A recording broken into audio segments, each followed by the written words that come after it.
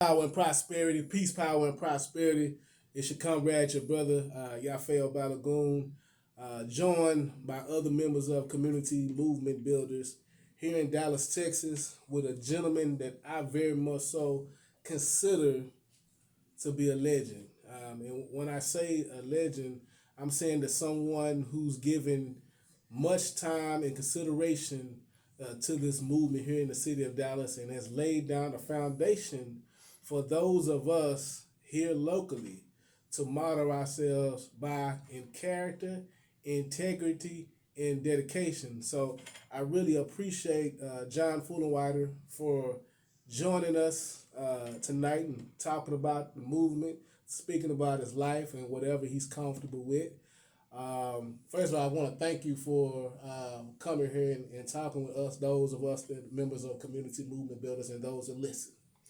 Well, I appreciate it a lot. I appreciate it. I've admired y'all's work out here in Highland Hills and around the country for community movement builders. And so I'm glad to be here.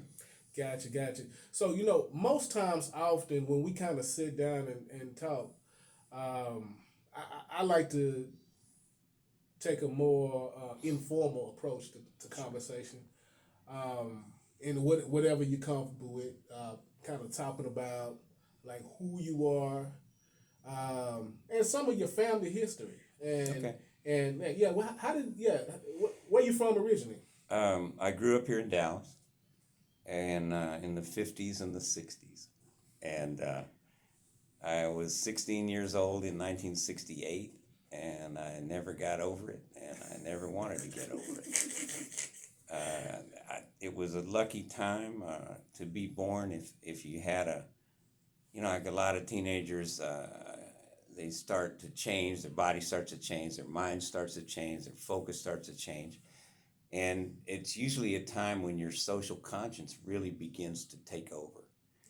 You look around the world, you start to see through it, oh, this is a setup, everything's all set up here, Right. And it's not, there's plenty of injustice, And because I was a middle class white kid in living in North Dallas, what was then North Dallas. I went to Thomas Jefferson High School. And so what I knew of the struggle was what I was seeing and reading about, mainly when I was in high school, of course. Right. And at that time, you had there was a lot of affirmation if you were interested in changing things for the better. The music was more affirmative, like in social justice is what we'd call it now, of course. The peace movement was coming on then. And of course, if you were a male, you had this draft hanging over your head. Wow. And you could go from sitting in your high school history class bored as you can be across the sea to shoot somebody you don't even know why. And so the war would focus your attention pretty clearly. And back then, the State Department would send people around to your high school, like representatives, to explain, quote, what we were doing in Vietnam, Wow.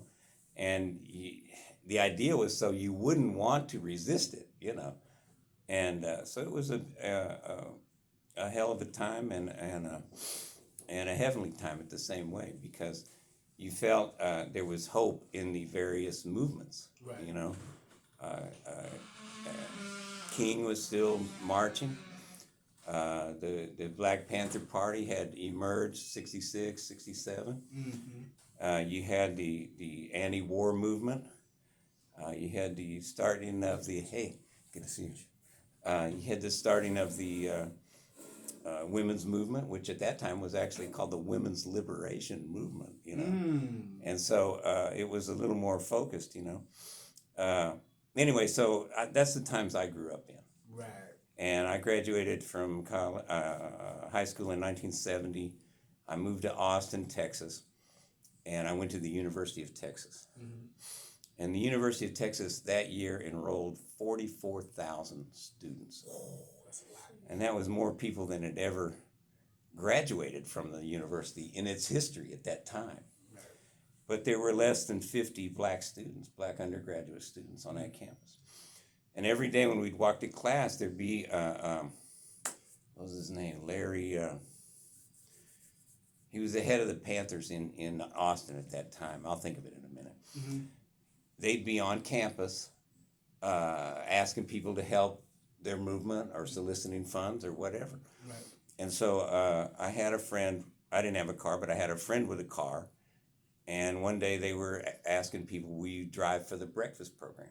Right. And so we signed up and, you know, we drove for a month or so. I mean, we weren't really activists at that time, but we wanted, you know.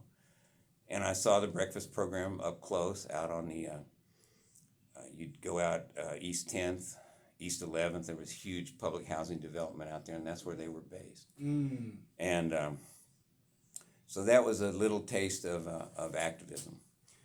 Most of the time in those years, I was probably what you all would remember as a hippie. Mm. You know, we like to go camping, we like to go skinny dipping, we like to get high. But it was always, I didn't find that fulfilling, you know? Right. But it was fun. And anyway, when I came back to Dallas, I was taught school at Zumwalt. Sarah Zumwalt was my first assignment. Right here, Zumwalt. At that time, it was only ninth grade, a ninth grade center, and it was considered the ninth grade for South Oak Cliff. Mm. So it was a school that had a, what did they call it at the time? A school safety office, but that meant 2 uniformed cops on campus at all times. Right. And so it was kind of, that would give you some idea of the tone of the school, you know? Right. I'd have between 30 and 45 kids in a class. And so... Wow, that's a lot of kids. Yeah, and when I looked at the books, remember I told you I'd graduated in 1970, there were books from my high school, and this was 6 years later. Wow. Were over here at this school, you know. And so that was an eye-opener, and doing different things with the students, like taking them places, you know, and I really probably learned more than they learned from me, you know. Mm. But I still have kids from that. Kids, they're all in their 40s now, at least. In their 50s probably now. But I still have some of them contacting. That's awesome. And so that's interesting. But anyway, so I'm just going a little background here, you know. Right. So this was 1970, January 77. Mm-hmm. And I taught here for a semester, and I was going to move back to Austin. Right. And I did go back for the summer, but then I couldn't get a job down there that I liked, and I thought, well, maybe I'll move back up here and teach. And I taught at an alternative school for kids with drug problems then for a while. And one day when I lived pretty close to that school, in a frame duplex in East Dallas, unrenovated. You know, this was at the beginning stage of gentrification in that neighborhood. Mm-hmm. And I had just moved in, and I was sitting with a friend on the front porch having a beer, and we were listening to the radio, and it was something about the neighborhood had been rezoned, and we would probably have to move. Right. You know. And I thought, man, we just put this refrigerator in, my back hurts, I'm not moving, you know. And so I thought about it, and I read up about it a little bit, and I wrote a little op-ed piece that was published in a paper called the Dallas Times-Herald, which went out of business in the, in the 80s, I think. Mm-hmm. But it was a daily newspaper. And the person who founded the Bodark Patriots was a man named Charlie Young, and the Patriots had started in 1972, maybe late 72, early 73. Okay. And so he just came over to the house. He and another person, Terry Ford, came over to my house because they'd read the editorial. They just, you know, back then you didn't call anybody. I didn't even have a phone, I don't think. Right. They just walked over because they were in the neighborhood, you know. Right.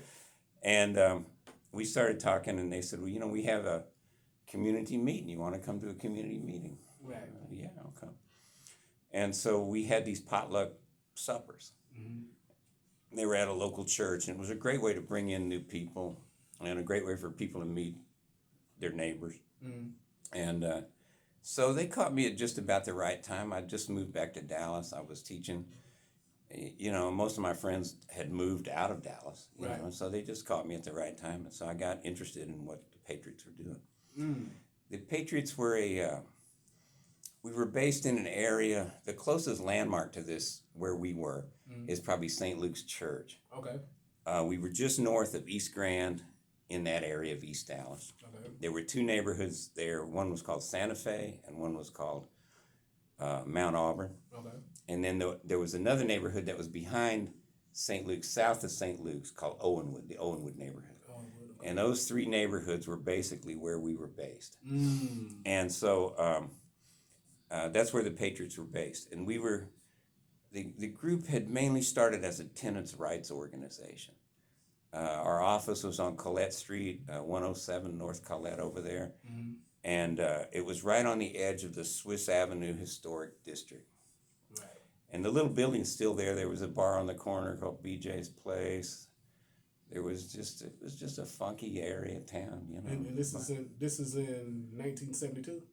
This 72, 73 is when the Patriots got in there, and then I met them in 1978. Okay, so you came a few years out. Yeah, Okay. yeah. But in the early days, they were mainly working tenant rights stuff. Mm-hmm. And what you had the older neighborhoods around Swiss Avenue. Mm-hmm. The people that had owned those houses moved out. Mm-hmm. They were bought by landlords who subdivided them, Mm-hmm. maybe 4 apartments in what was a big prairie-style house.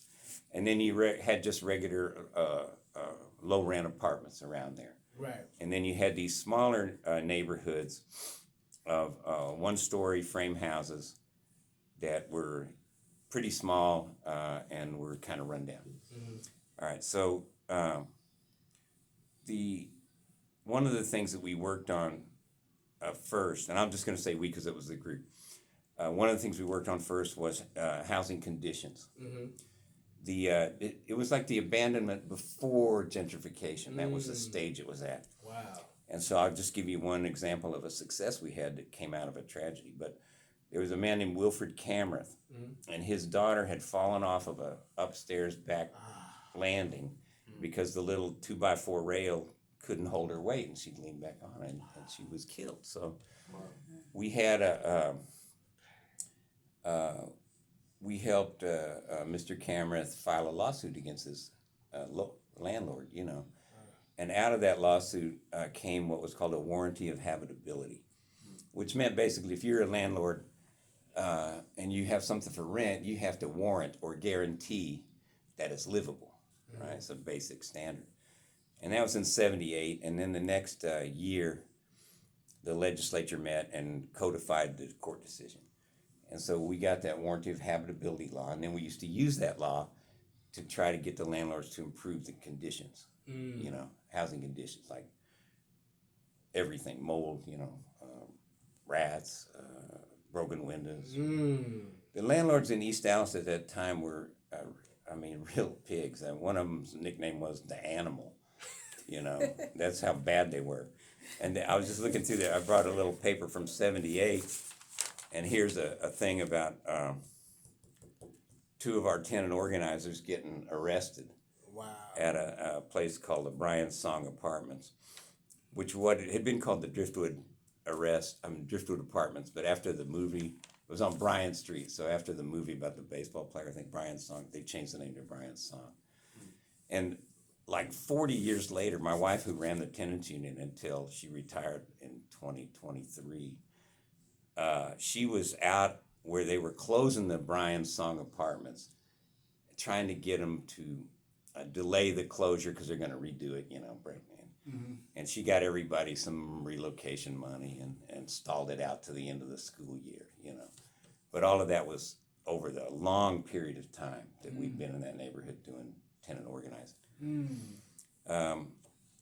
After that, we were always involved in other issues, like in the all through the 70s, the police brutality issue was very big in Texas and in Dallas. So yeah, so if I could chime in on that, so and correct me if I'm wrong, were you about to mention Santos Rodriguez? Yeah. If you could,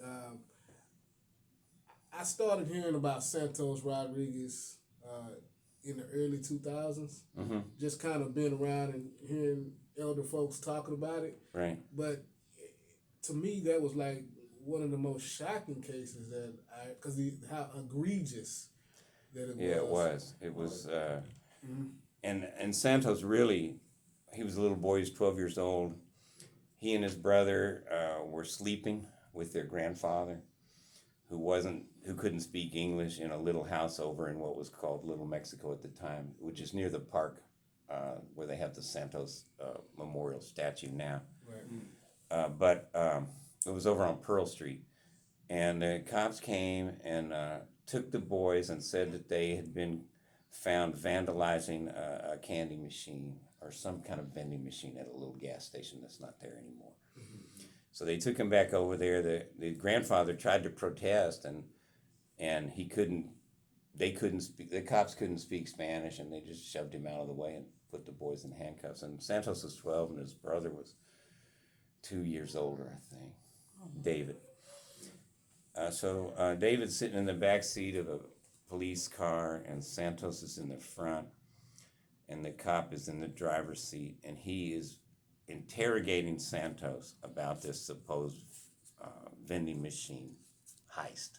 Okay, I don't know, somebody banged the vending machine and got the coins out. Right. And Santos was saying, I didn't do nothing. And now how do I know what he was saying? Well, I know because later the theater group Teatro Dallas used court transcripts to create a play about this, and I saw those transcripts before. And later I was on the board of that theater, so that's how I know that. Gotcha. But anyway, so the cop, his name was Daryl Kane. He held his gun to Santos's head and said, I'm going to ask you, and when you don't give me the right answer, I'm going to pull this trigger. Russian roulette. Right. And so he later claimed he didn't realize he left bullets in his gun, but I mean, you've handled a gun, one that's got bullets in it. It's Right, a little heavier, yeah, and it's your gun. You've been using it on patrol for years. Yeah. So anyway, Santos, I didn't do nothing. He blew his head off. He tipped back like this. You can see it in the old pictures. And David said the blood just dripped on him, you know. Yeah. And I don't know if that thing's. We used to use that.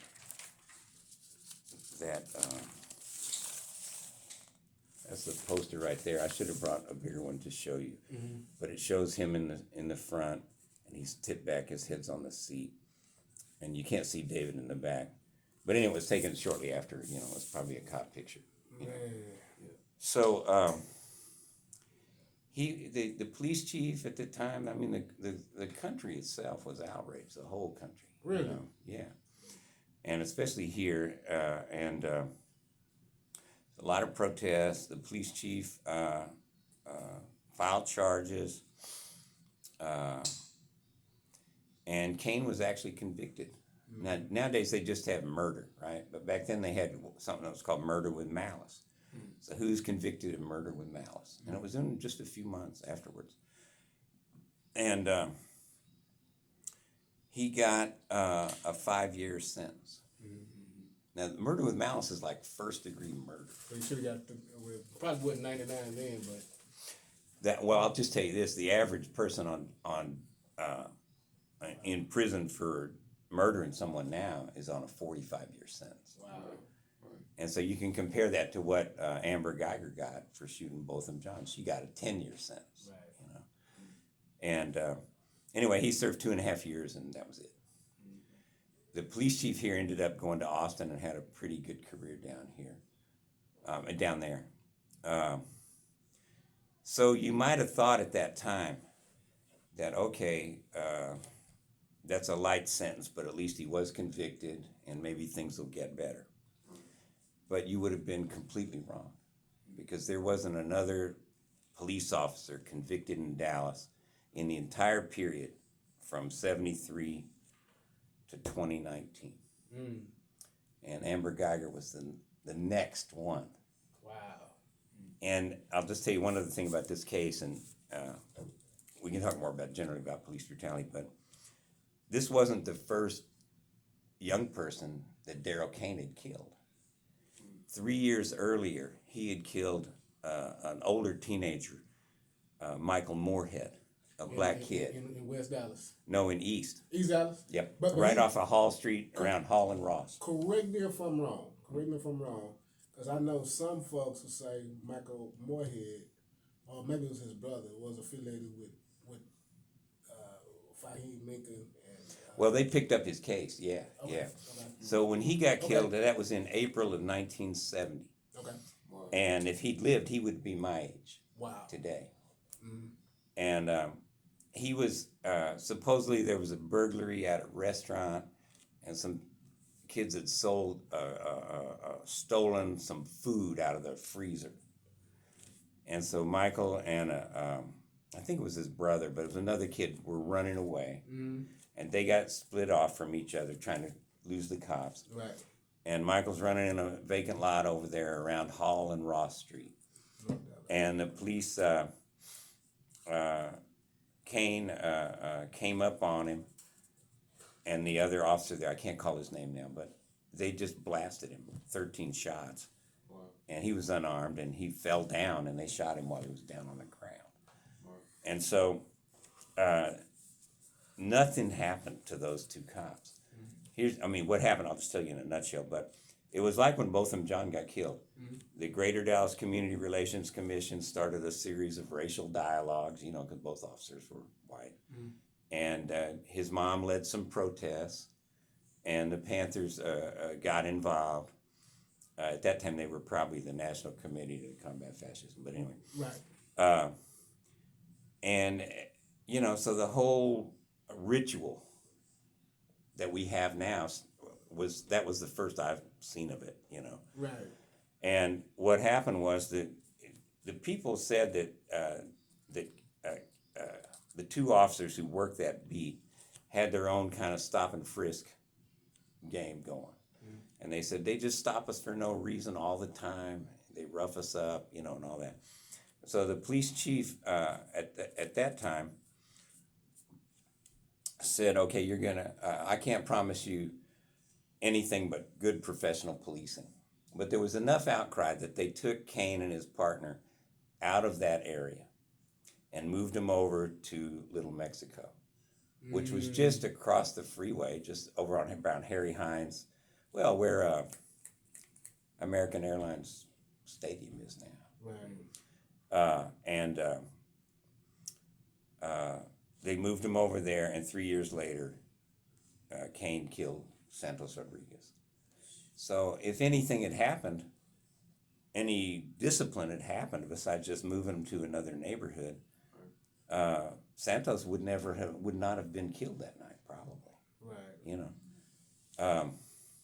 Anyway, so that's kind of the beginning of what you might call the modern era of police brutality in Dallas. And we were always working on those issues. And one of the first things that I did as an activist in '78 was I helped Santos's mother write a letter to President Carter. And that was in '78. That's when I got involved, was in '78. And that it was at the end of the 5 years you have to file federal charges. If you're So now it's two. Is it two now? It's two for a civil suit under federal law. But for the Justice Department to file charges, it's still 5. Still 5. Okay. And President Carter's Attorney General is Griffin Bell. He announced that summer in '78 that they weren't going to do it, and it led to a whole other series of protests. Right. But we were always working on that. Let me just say, the things we worked on were, we worked on police brutality, and we worked on any issue that walked through the door. But we worked mainly on trying to stop displacement of people that lived in our part of East Dallas, because it was affordable. It was a working class area where you could afford to buy a home or you could afford to rent one. And you could do it. The jobs I had in those years were like, $5 an hour, and you could rent a place at that time. Wow. So like housing inflation has gone way up past any kind of wage inflation, Yeah.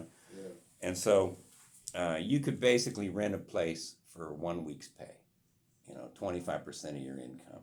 Wow. And that's where that standard came from, because most people could do it. You might be living overcrowded, you might be living substandard conditions, but you could get a roof over your head and keep it there. Right. So the way we worked on that, the other thing we worked on was we were trying to, our main methodology was like this. Deep research, in-your-face, innovative protest, and on-the-ground community organizing. All right, so the thing I brought to the table really was I knew how to do research. And of course, back then you had no computers or anything. You had to go get the piece of paper, you know. And so one of the first things I did in trying to stop this displacement was figure out how the zoning affected it, you know. So you had a one-story frame house here, the whole street. But the whole street would be zoned for townhouses. And a townhouse, like nowadays we think, oh, that's cheaper than a single family house, so that's good, right? But it wasn't, because the townhouses that they built would be much more expensive than the houses that were on the ground there already. And the way, that kind of zoning, we call it prescriptive zoning. You zone to the highest and best use. You can build to the highest and best use. So if they slap a zoning overlay on this neighborhood of multifamily 3, then they can tear everything down and put up multifamily 3, and they don't even have to change the zoning. So the way that we decided we would, besides just protest and agitation, we decided we would change the zoning in this neighborhood. And we changed it to what was called a planned development district. And this was the first planned development district in any kind of working class or poor neighborhood. And what it did was it said that everything is zoned for what it is. If it's a single family house, it's zoned for that. If it's a duplex, it's zoned for that. Right. And every use, like if I had a shade tree mechanic place in the backyard, every use was legal. That's how it was written. And so in that way, if your house is single family and your zoning is multifamily, then you're what they call a non-conforming use, and you are gonna be eliminated eventually, you know. And so we just put a cap on it, and we did that in 1982, 81, I think 81 maybe. And that neighborhood held. It held until basically 2022. You know, it held 40 years. And now some of a lot of the houses are still there. They're much more expensive now. But next door to them, you'll have a frame house like I'm talking about. And then you'll have one of these houses that looks like a dental office, sort of. You know, it's like 2 stories, lot to lot, and it's this box-looking thing with a lot of glass, you know. Right. And so the zoning worked because it was a good tool for the time. But zoning can't stop that kind of buying power. So one of the women that ran the East Dallas Neighborhood Association over there still lives there on Cameron Street, and her house is on the tax roll for like $60,000 or $70,000. And next to her, someone built. Her neighbor died, and they bought the lot, and they built a $750,000 home right next to hers. Wow. So of course, the next year her taxes are a lot higher. And that kind of buying power is just class warfare. I mean, you are going to be replaced by a wealthy person eventually, and that's the essence of redevelopment. It's not always that they take your little house and turn it into a gingerbread house and sell it for a lot more. It's mainly just however they do it, it displaces the poor with the prosperous, you know. And so what we did then was the best I saw for that time, you know, because areas that weren't zoned like we were zoned all turned over. You know, like there's an area just east of downtown around Hall Street called Bryan Place. And you know where Hall Street, it stops and then it comes on the other side of the park and starts again? That's that neighborhood. And that neighborhood was a form of gentrification, but it would just cleared everything. All the old frame houses just cleared and replaced them with brick homes that were for middle and upper middle class. So we worked on gentrification, we worked on tenant rights, and really not just gentrification, but on just stopping displacement. Because the other thing is the housing market really changed starting in the 70s. what happened was nobody ever built a house for a poor person. Right. You know, you get a house if you're poor as it filters down through the market. Like the landlord quits fixing it, or the homeowner moves out. The landlord quits fixing it because that's his profit margin. I'm not putting a roof on that thing. Right. And so it filters down to a class of folk that can afford it, even though it's a bad house, right? Okay, so if that was still operative, your main problem would be bad housing conditions, you know? But that's not, because the redevelopment process short circuits the whole thing. Yeah, the house filters down, and then the landlord sells it for $500,000, and somebody puts up an office or a house that can support that, you know? So nobody's building houses. The market, the filter down is over for the cities. You know, just like if you find an old house in San Francisco, you still can't afford it, you know? And it's almost that way here, you know? So that's what turned a problem to me into a housing crisis. And then kinds of housing that single man working day labor could live in, like a rooming house. They're all torn down, almost all. The only ones you see now are halfway houses, you know, basically. Right. And so the kinds of housing that working low-wage people could live in, and the neighborhoods where they lived, and if it was near downtown, it was destroyed. And you can see it now if you drive out down Maple. There's hardly anything left over there, because all the buying power, like the doctors and nurses want to live near work, and they making good money, and so they want a nicer place, you know. Right. And so it's not like it's their fault in a way. I don't blame them. They want to live by their job, right? It's the city's fault. It's all policy. They're the ones that zoned it so you could tear it down and build something bigger.